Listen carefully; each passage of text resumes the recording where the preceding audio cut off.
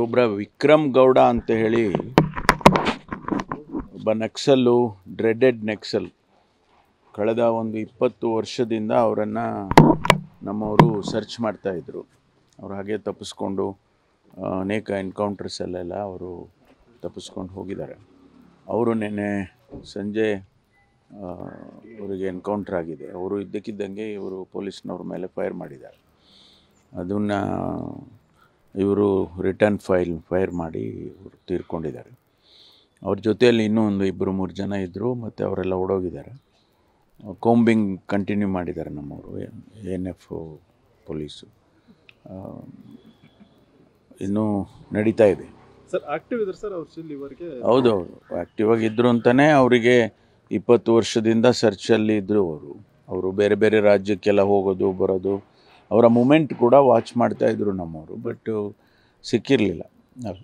Information ಸಿಕ್ಕಿದ ಮೇಲೆ ಅವರು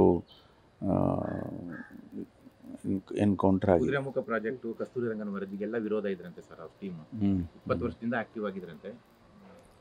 ಸರ್ಕಾರದ ಹತ್ರ ಏನು ಇನ್ಫಾರ್ಮೇಷನ್ ಇದೆ? ಇಲ್ಲ, ಇಷ್ಟು ಸದ್ಯಕ್ಕಿಷ್ಟೇ. ಆಮೇಲೆ ಡೀಟೇಲ್ಸ್ ಎಲ್ಲ ಬರುತ್ತೆ ಮಧ್ಯಾಹ್ನದಷ್ಟೊತ್ತಿಗೆ. ಇಲ್ಲ ಅನ್ನೋ ಒಂದು ಪರಿಸ್ಥಿತಿ. ಹೌದೌದು, ನಾವು ಅದೇ ರೀತಿ ಅಂದ್ಕೊಂಡಿದ್ದು. ಕಳೆದ ವಾರ ಒಬ್ಬರು ರಾಜು ಅಂತ, ಇನ್ನೊಬ್ಬರು ಲತಾ ಅಂತೇಳಿ ಇಬ್ಬರನ್ನ ಸೈಟ್ ಮಾಡಿದರು. ಅವರಿಗೆ ತಪ್ಪಿಸ್ಕೊಂಡು ಹೋದರು ಅಂತೇಳಿ ಅವರ ಕೂಂಬಿಂಗ್ ಆಪ್ರೇಷನ್ ನಡೀತಾ ಇತ್ತು, ಕಂಟಿನ್ಯೂಸ್ ಆಗಿ ನಡೀತಾ ಇತ್ತು ಕಳೆದ ಒಂದು ವಾರದಿಂದ. ಇದ್ದಕ್ಕಿದ್ದಾಗೆ ಇವರು ಪ್ರತ್ಯಕ್ಷ ಆಗಿ ಇವರು ಇನ್ಫಾರ್ಮೇಷನ್ ಸಿಕ್ತು ಅಂತೇಳಿ ಹೋಗುವಾಗ ಪೊಲೀಸ್ ಮೇಲೆ ಫೈರ್ ಮಾಡಿದ್ದಾರೆ. ಮುಖ್ಯವಾಗಿ ಕರ್ಕೊಂಡು ಬರಬೇಕು ಅನ್ನೋ ಪ್ರಯತ್ನ ಏನಾಯ್ತು ಸರ್? ಎನ್ಕೌಂಟರ್ ಅನಿವಾರ್ಯವಾಗಿತ್ತು ಆ ಸಂದರ್ಭದಲ್ಲಿ? ಹೌದು, ಅದನ್ನೇ ಅವರೇ ಫೈರ್ ಮಾಡಿದ್ದಾರೆ. ಪೊಲೀಸ್ ಕಂಡ ತಕ್ಷಣ ಅವ್ರು ಫೈರ್ ಮಾಡಿದ್ದಾರೆ ಅಂಥೇಳಿ ಇದು ಬೇಸಿಕ್ ಫಸ್ಟ್ ಇನ್ಫಾರ್ಮೇಷನ್ ನನಗೆ ಬಂದಿರೋದು. ಆಮೇಲೆ ಡೀಟೇಲ್ಸ್ ಎಲ್ಲ ಮಧ್ಯಾಹ್ನ ಅಷ್ಟೊತ್ತಿಗೆ ಬರುತ್ತೆ. ಬಂದಾಗ ಅದು ಕೂಡ ಒಂದು ಅದು ಪ್ರಯತ್ನ ಕಂಟಿನ್ಯೂಸ್ ಆಗಿ ಇದ್ದೇ ಇದೆ ನಮಗೆ. ಹಿಂದೆ ಎಲ್ಲ ಕೂಡ ನಾವು ಈ ಪಾವುಗಡ ಆ ಭಾಗದಲ್ಲೆಲ್ಲ ಸುಮಾರು ಜನನ ಸರೆಂಡರ್ ಮಾಡಿದ್ದು ನಾವು. ಅವರ ಫೈರ್ ಆರ್ಮ್ಸ್ ಎಲ್ಲ ಸರೆಂಡರ್ ಮಾಡಿ ಇಲ್ಲೇ ನಮ್ಮ ಕೃಷ್ಣ ಆಫೀಸ್ ಹತ್ರ ಅವ್ರನ್ನೆಲ್ಲ ಕರೆಸ್ಕೊಂಡು ಎಲ್ಲ ಮಾಡಿ ಅವ್ರಿಗೆ ಏನೆಲ್ಲ ಸಹಾಯ ಮಾಡಬೇಕು ಸರ್ಕಾರದ ವತಿಯಿಂದ ಅದನ್ನು ಮಾಡಿದ್ದು.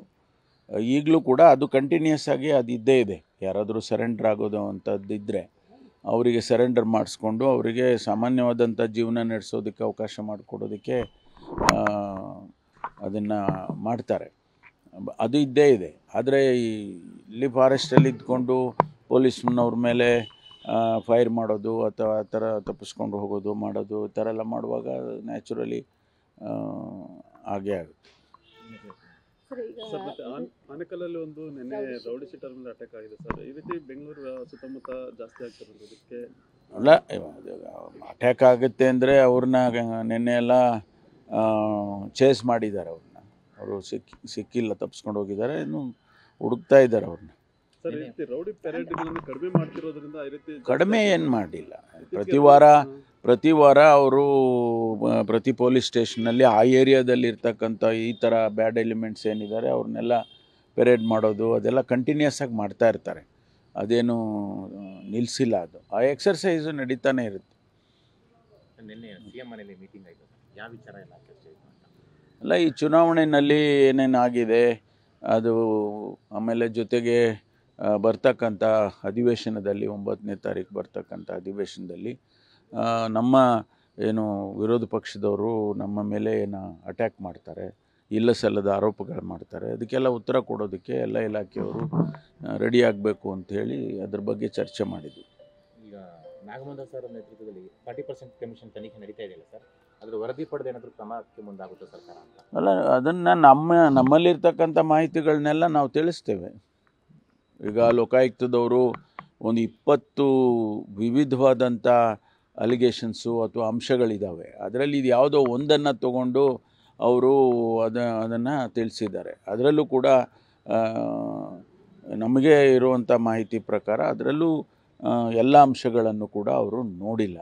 ಹಾಗಾಗಿ ನಾವು ಅದಕ್ಕೆ ಸರಿಯಾದ ಉತ್ತರಗಳನ್ನು ತಿಳಿಸ್ತೀವಿ. ಸದನದಲ್ಲಿ ಅವರು ರೈಸ್ ಮಾಡ್ತಾರೆ ಅಂತ ನಾವು ಅಂದ್ಕೊಂಡಿದ್ದೀವಿ. ಅದು ಮಾಡಿದ್ರೆ ನಾವು ತಿಳಿಸ್ತೀವಿ.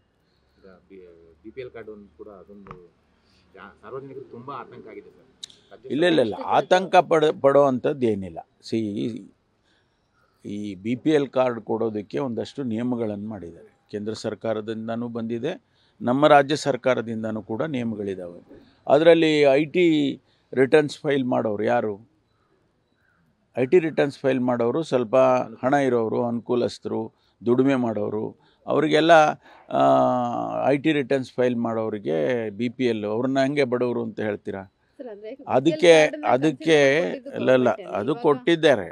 ಅವು ಯಾರ್ಯಾರೋ ಅಧಿಕಾರಿಗಳು ಅವರವ್ರ ಹಂತದಲ್ಲಿ ಬೇರೆ ಬೇರೆ ತಾಲೂಕುಗಳಲ್ಲಿ ಜಿಲ್ಲೆನಲ್ಲಿ ಕೊಟ್ಟಿರ್ತಾರೆ.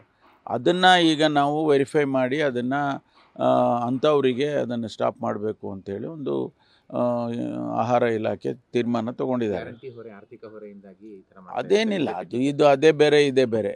ಅದು ನಾವೇನು ಅದನ್ನು ಲಿಂಕ್ ಮಾಡಿಲ್ಲಲ್ಲ, ಅದು ಬೇರೆ.